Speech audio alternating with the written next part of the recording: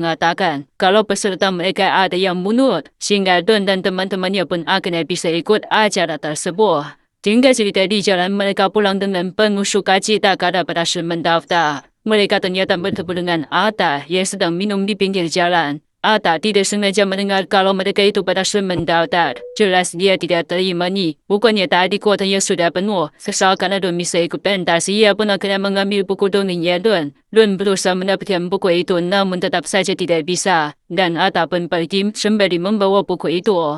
Di markas mereka, Norman menjelaskan dari sulap ini, namanya Sap. Dia itu mengajarkan kita untuk mengambil barang dari seseorang dengan mengalihkan perhatian orang itu. Mereka pun akhirnya bergegas untuk pergi mengambil kembali bukunya dari Atta. Namun di saat mereka ingin pergi, mereka melihat ada yang aneh nih. Buku-buku dan barang-barang berterbangan. Ternyata itu arwah dari anak kecil bernama Mary. Dia adalah arwah yang baik dan lemah lembut. Di situ dia mau meminta tolong sama mereka nih untuk membantunya membebaskan kedua orang tuanya. Yang dulunya mereka ini sedang beristirahat dengan tenang. Sampai akhirnya ada seseorang yang merusak makam mereka. Kemudian menculik arwah ayah ibunya. Sebelum berpisah, ibunya memberikannya sebuah kalung pelindung padanya. Di situ dia harus menemukan radio itu. Tempat si penculik mengatakan arwah kedua orang tuanya di situ. Dia mau minta tolong sama mereka untuk membantunya menemukan radionya, agar dia bisa hidup dengan tenang lagi bersama orang tuanya.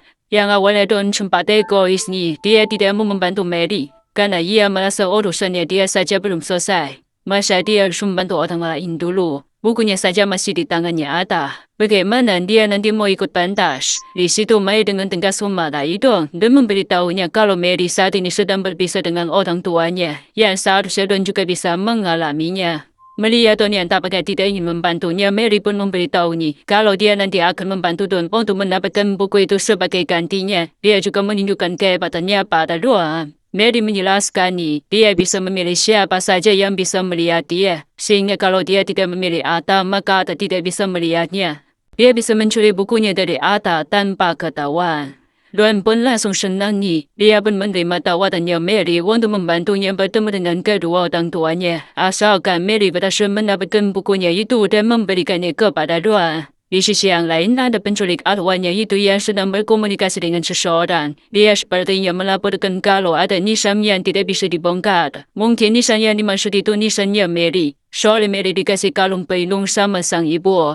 Sosok dalam telepon itu ingin si penculik itu untuk segera menyelesaikannya. Karena mereka